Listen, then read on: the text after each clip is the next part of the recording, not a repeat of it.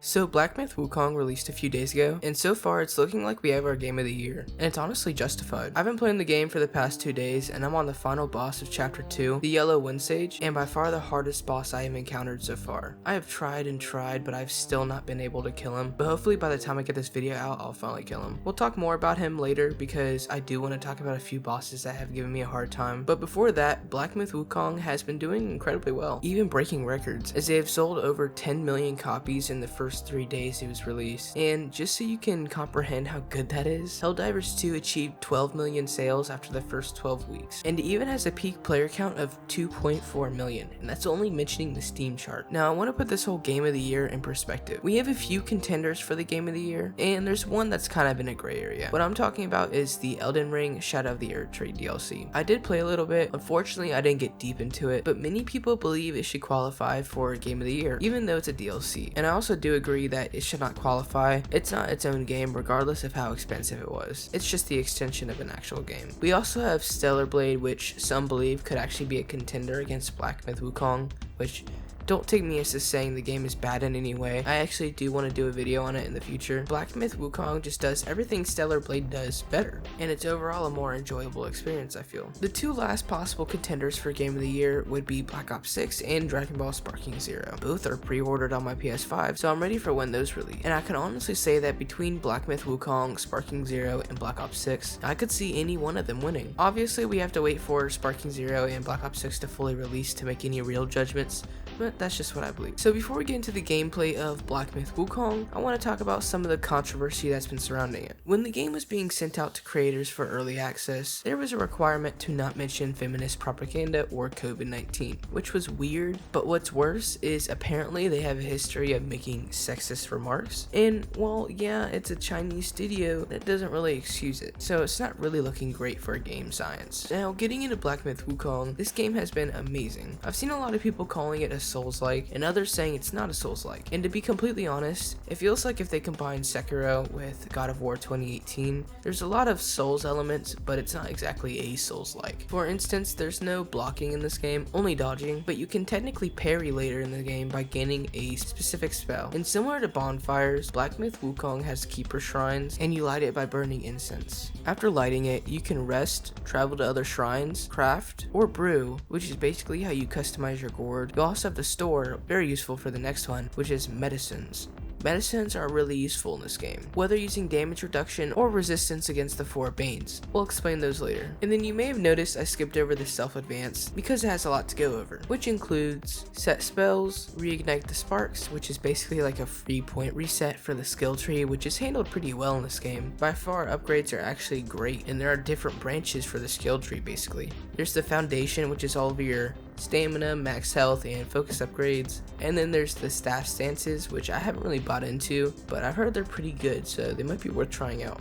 Unfortunately, the upgrades that increase your damage just honestly don't affect much. I mean, the boss's health bars are crazy, but it does work with the gameplay style of Black Myth Wukong. It was a big complaint from a lot of people, but once you start actually getting into the gameplay, it's not really as big of a problem as people make it out to be. Speaking of the gameplay, it's a lot faster and higher paced than most Souls-like games tend to be. So the Destined one, who you're playing as, dishes out attacks in quick successions with his light attack. You can even combo with heavy attacks to help chip away at the health bar, but you also have spells that you unlock as you progress throughout the game. The first you unlock is Immobilize, which basically stuns the enemy for a duration, so you can wail on them until it crashes. Hopefully you're able to hit them enough to stun them. It does work on most bosses, but it can be countered or basically broken if a boss is in the middle of a big attack. Also, if you're hit the moment you use it, it doesn't activate, and it also doesn't waste mana, but the spell does go on cooldown, and I'm pretty sure this goes for every spell as well. The second spell you get is a transformation. You get it after killing one of the first bosses in the game. It's called Red Tides, and you transform into a fiery wolf, and with each attack you inflict flame bane. And what is a bane? There are 4 banes: burn, shock, poison, and frost. You can mitigate bane buildup through upgrades in armor. Oh, did I forget to mention you can make weapons and armor? That's right. It's not terrible, and so far it doesn't feel like crafting is a waste of time and materials, and trust me, you're gonna need the extra defense. The next spell we unlocked was the Cloud Step, which basically leaves a clone in our place while we disappear. We can move around, usually unnoticed for a little bit of time, but you will fall out of the form if you're in it for too long. While in the form, you can go for the Unveiling Strike for an extra hit. You can get even more damage out of the Unveiling Strike through upgrades. And finally, the fourth spell they give you, and my personal favorite,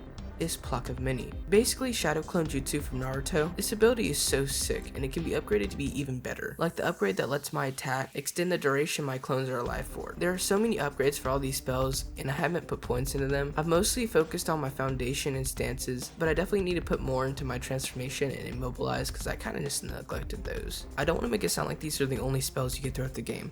You do get more. Spells aren't the only abilities you have to help you out in your mini boss fights. Some optional boss fights will actually drop their spirit, which you can collect and use in battle. They can be really useful in different scenarios. Like this one allows me to take no damage while attacking in this form, and this one summons snakes that shoot poison. There was this blue guy that I really wanted to kill and take his spirit, but he was just too strong.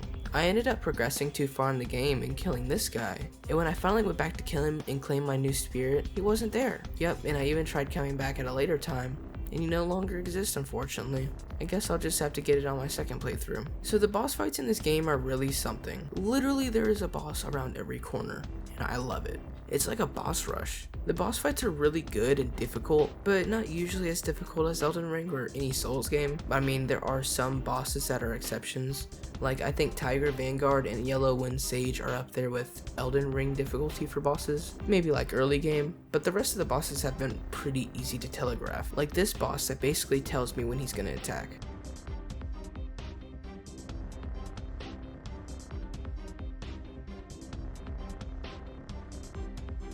And there are some that will stump me for a little bit, but I can usually beat them on at least the 4th try. But like I previously mentioned, Tiger Vanguard took me a while. I think it took me over an hour to beat him, and he was pretty tough. But he is nothing to the boss that comes after, the Yellow Wind Sage, the final boss of the 2nd chapter, and the one I'm currently trying to beat. My god, is he annoying. And he wouldn't even be that bad if he didn't have that annoying kick that, if you're noticing the animation, it's already too late to dodge. Also, the tornado that he spawns toward the end of the fight is so annoying. Every time I get close to him to hit him, he basically stands in the tornado or he stands outside the barrier where I can't even hit him. And to be completely honest, the boss hiding outside the barrier and inside the tornado are the only problems I have with this game so far.